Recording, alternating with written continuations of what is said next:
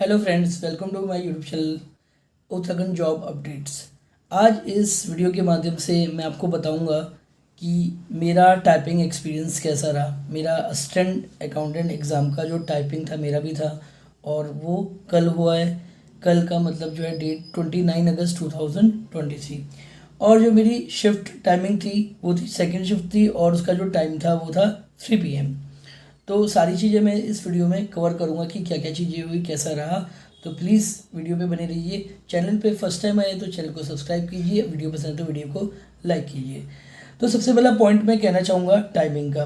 देखिए, आपका जो टेस्ट है मॉर्निंग शिफ्ट में हो या आफ्टरनून शिफ्ट में हो, तो आपको जो भी टाइमिंग मेंशन किया है उससे एटलीस्ट आधे घंटे पहले जाना है, क्योंकि आधे घंटे पहले वो आपको एंट्री दे देंगे और एंट्री होने के बाद आपकी जो है वीडियोग्राफी के थ्रू आपका अटेंडेंस होगी, ठीक है। और उसके बाद आपको आपकी लैब में भेज दिया जाएगा जहाँ पे आपका टेस्ट कंडक्ट होगा। तो आधे घंटे पहले आप जाइए, ज़्यादा लेट मत कीजिए, क्योंकि लेट होने से क्या होता है कि फिर हबड़ तबड़ में चीज़ें होती है जिसकी वजह से एनजाइटी होती है और परफॉर्मेंस में कहीं ना कहीं डाउन आ जाता है, ठीक है।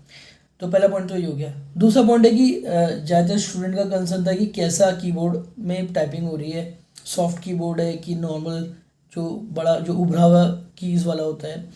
तो जो कीबोर्ड है वो सॉफ्ट की वाला है जो डेल का होता है। मैं आपको दिखाता हूँ इस टाइप का जो है, एग्जैक्ट यही जो है कीबोर्ड यूज़ किया जा रहा है।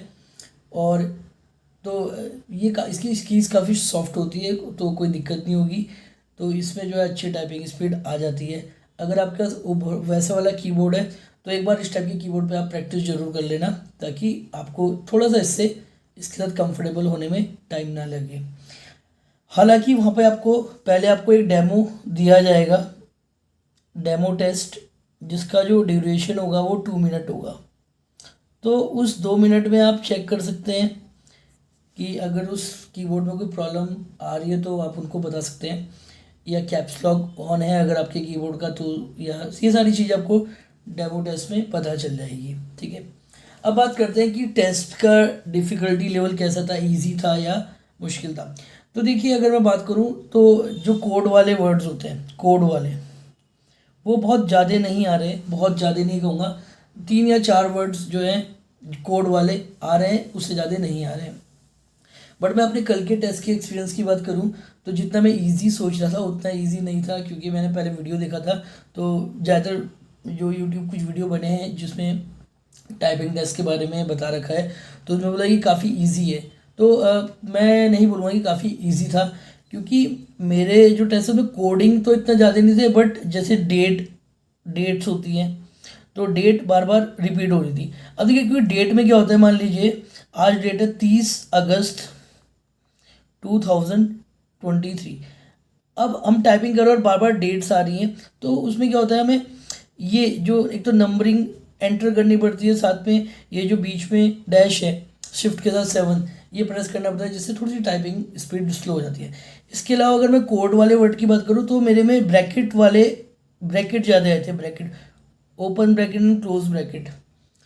बाकी नॉर्मल कोड जो होते हैं जैसे कि चंद्रबिंदु हो गया 0161, या इसके अलावा आपका जो भक्त वाला ता होता है या भत्ता वाला ता होता है 0217, या आपका क्रम वाला का होता है 0216। तो ये नॉर्मल तो कोडिंग आपको पता होनी चाहिए, ठीक है। नॉर्मल कोडिंग आपको आपको पता होनी चाहिए, बहुत ज़्यादा कोडिंग आपको लर्न करने की आवश्यकता नहीं है। अब जो मोस्ट इम्पॉर्टेंट थिंग है वो ये है कि आपको अपनी एक्यूरेसी पर ध्यान देना है, एक्यूरेसी पर ध्यान देना है। अगर आपकी एक्यूरेसी मतलब अच्छी है तो आपकी स्पीड अपने आप बढ़ेगी। मैं अपना एक्सपीरियंस बताता हूँ। मैं प्रैक्टिस जब करता था तो या तो मैं सोनमा पे करता था, सोनमा टाइपिंग सॉफ्टवेयर पर, या इंडिया टाइपिंग टेस्ट.com, टाइपिंग टेस्ट.com, तो मैं दोनों पे प्रैक्टिस करता था। तो मेरी वहाँ पर स्पीड आती थी 30 वर्ड पर मिनट, 30 वर्ड पर मिनट। इतनी स्पीड मेरी नॉर्मली आ जाती थी, या कभी 28 29 भी आती थी। तो जब मैं वहाँ पे टेस्ट करने गया तो जब मैंने स्टार्टिंग में स्टार्ट किया तो मैंने एक्यूरेसी पे ध्यान दिया, मैंने स्पीड पे फोकस नहीं किया। तो स्टार्टिंग में 5 मिनट्स मेरी जो स्पीड थी वो डिक्रीज़ हुई, जो मुझे रियलाइज़ हुआ कि मैं आराम से कर रहा था। लेकिन उसके बाद जो लास्ट 5 मिनट थे, जब लास्ट 5 मिनट थे बचे, तो मेरी स्पीड ऑटोमेटिकली बढ़ गई, क्योंकि जब आप एक्यूरेसी पे कॉन्सेंट्रेट करते हो तो धीरे धीरे आपकी जो फिंगर्स होती है वो यूज्ड हो जाती है, उसके बाद आपका जो फिंगर था फ्लो में चलता है। तो मेरा सजेशन ये रहेगा कि आप जो है एक्यूरेसी पर ज़्यादा फोकस करें रादर देन स्पीड, की एक्यूरेसी पे करोगे तो स्पीड अपने आप ऑटोमेटिकली बढ़ जाएगी। दूसरी बात, आपको जो है पैनिक नहीं होना है, क्योंकि पैनिक होने से जो है गलतियाँ बहुत होती हैं। दूसरा, मान लीजिए आप टाइपिंग कर रहे हो और आपने कोई वर्ड गलत लिख दिया तो वहाँ पे 0 बनाएगा, 0 ऐसे, तो आप इसको बैक स्पेस से हटा के दोबारा उसे करेक्ट कर सकते हो और या आगे भी बढ़ सकते हो। तो 0 आए तो आपको पैनिक में नहीं जाना, या तो उसको बैक स्पेस करके पीछे दोबारा करेक्ट कर लो और या फिर आगे कर लो। तो देखिए, मैं अपनी बात करूँ, मैं तो बैक स्पेस यूज़ किया था। कई बार जो है मैं कुछ एरर कर रहा था तो मैं उसको बैक स्पेस करके सही करके आगे चल रहा था।